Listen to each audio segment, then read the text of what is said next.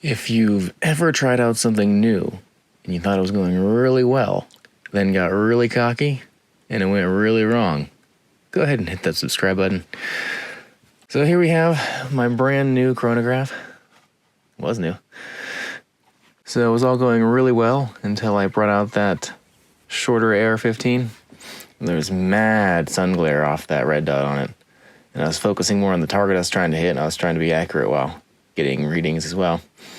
And that's when it all went wrong. I drifted a little low right, and that's when mistakes were made. So this entirely appears fixable. I already took apart the front part of the chronograph section here and popped off a screw on each side. So this comes out, and this looks not too bad. Get some light on this. I just need to bend that back. There was a red bar that's in there. I imagine that blocks some sort of UV light from these, what I imagine are infrared sensors.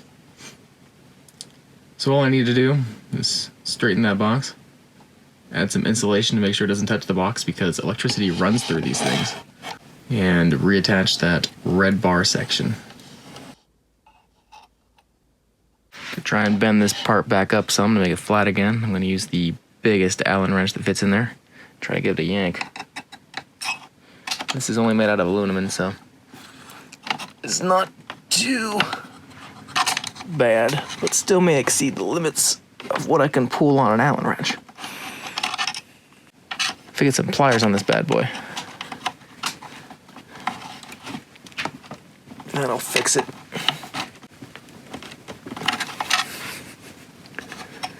A little better. I didn't want to pry on it, but here I am prying on it.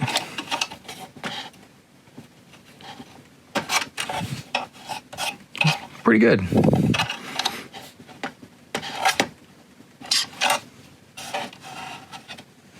Now I used this red bar as a spacer, as you can see over here, and insulation on that side. So I need to find something as thick as this and non-conductive, drill a hole in it and put that in place of it, and that'll solve that problem. So I found my material and some coffee. This has aluminum on both sides, but it can be pulled off. I'm going to do that. It turns out this is going to need to be slotted.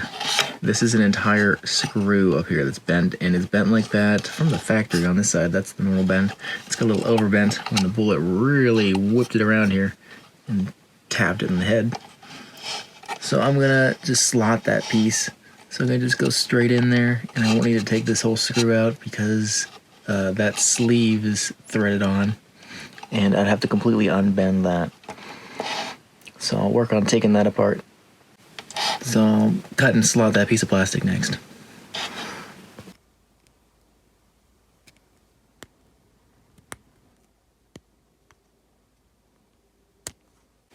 This might not just come off.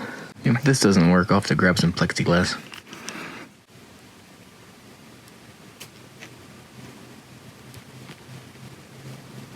There we go.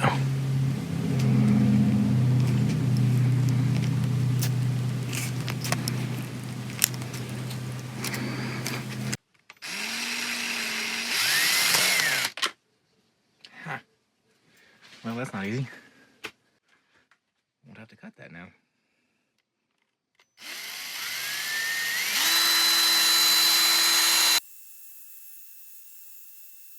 Slotted.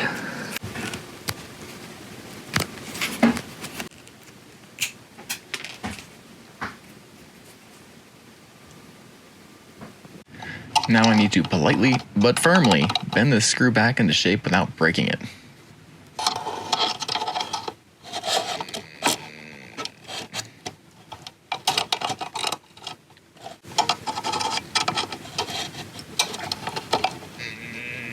There we go. I want to bend this near about matching to the other one, and this is a little hard to see, so I'm going to bend more off camera. So after thinking about it, I had every piece of that broken red bar. It got trapped inside the box when it exploded. I like to use this gel control super glue. It's a lot thicker, fills in gaps better.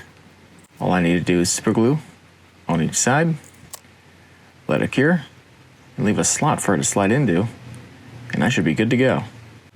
Much better than the original slide that piece in and then glue the red bar on by itself. The red bar can still support all this. Okay, after that cured, I had another better idea. Just epoxy the whole thing in. That way it's not going anywhere. Attach this white piece of tape to the bar so I can slide it in.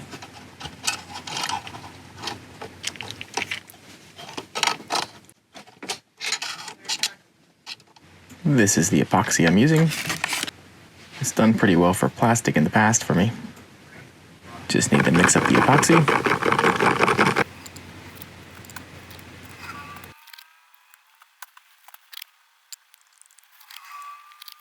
Just want to make sure that all the areas are clean, that face won't have any problems sliding in. And then hopefully should be able to slide in that little red end piece. Well, it looks like that's not fitting after all. We'll wish it well on its new journey. How about more epoxy?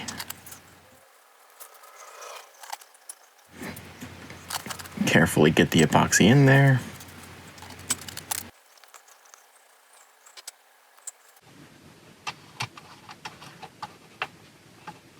Now this is dripping down on the inside, and I'm making sure it's not dripping anywhere important or getting on those infrared LEDs.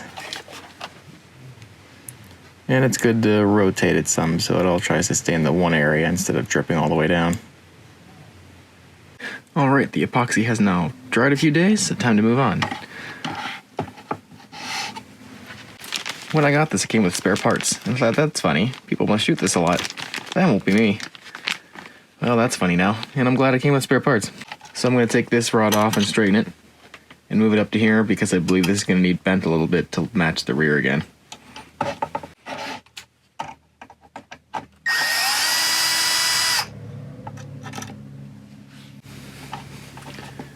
Clears it. All right.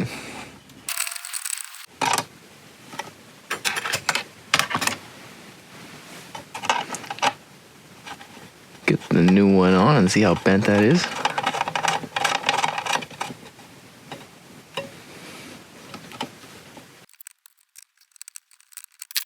Snug. Well, that makes me feel better now. Now to have the disaster in the front. Just give this top piece a little snug. Now that it's epoxied, that's not going anywhere. Let's put the LCD back. Last look inside.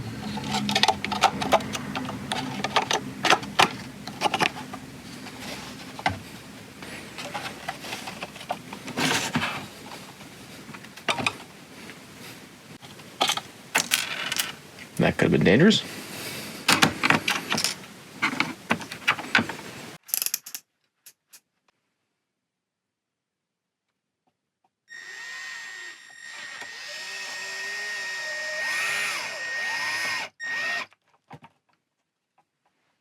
Easy does it.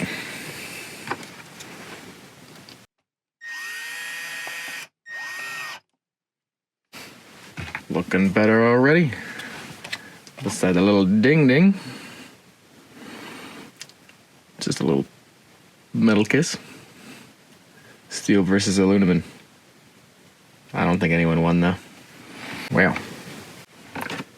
that seems like a modern definition of straight. Hopefully this bends back without breaking. Could almost leave this. Don't need to even bend it back. But I can't help myself. I think I'm gonna need more oomph. This is pretty solid. More oomph meaning bigger pliers. Although that's kind of a look. Nonsense, bigger pliers.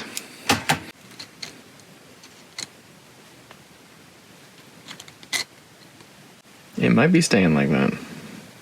It'll be a lesson.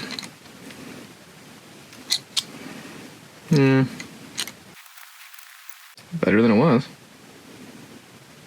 Look down it. Pretty good. Should that go high or low? Low. I don't know. I just can't help myself sometimes.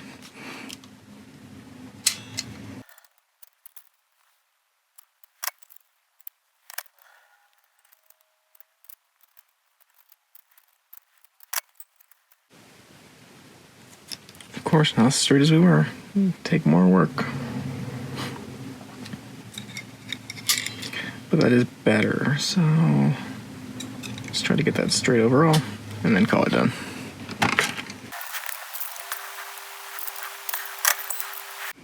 Next spot, we need to move further down the line. That bend is looking pretty good. The bullet hit.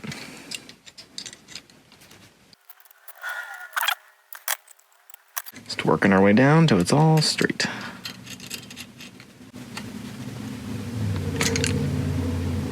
Oh yeah. Oh yeah. It's all coming together.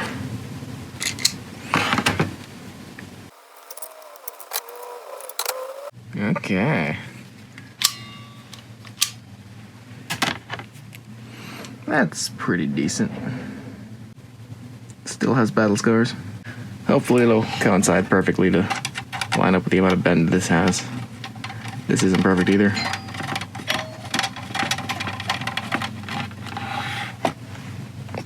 So now let's try to match up that this front one matches the rear. It's close. Not too bad. If it's spun the other, no, ooh, that's close.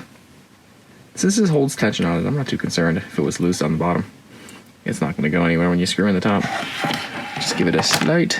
Well, I want to bend it after that light mounts back on, but I think that'll do quite nicely.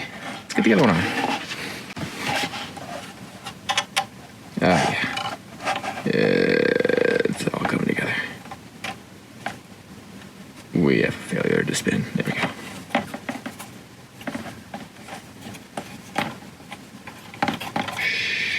Spin it on. Sorry if that scared you.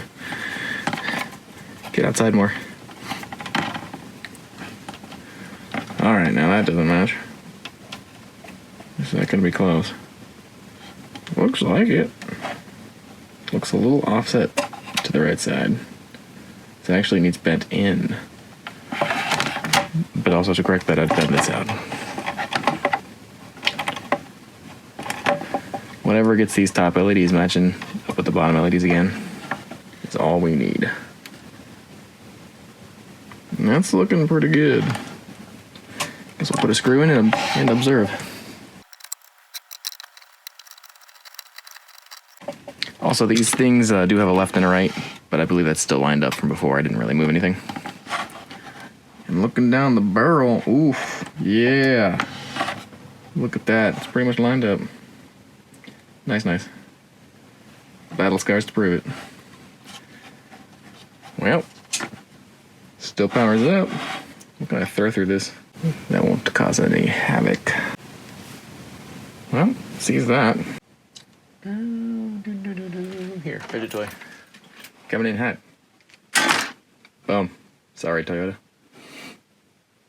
Wow, it's working. Time to take it to the range. What a beautiful sight, having it all back together again. That was quite disheartening when I shot it that last time. It was literally the 15th round through it, nicked it. But thankfully, we're back. Gonna test it out with some pistol rounds this time. Gonna use some aluminum Blazer 115 grain for reference. I'll be shooting that out of a Glock 19, then a shield, then we'll do some 380 out of this little guy. The 380 is this 95 grain Aguila. There's no speed listed on it, so that's how you know it's slow.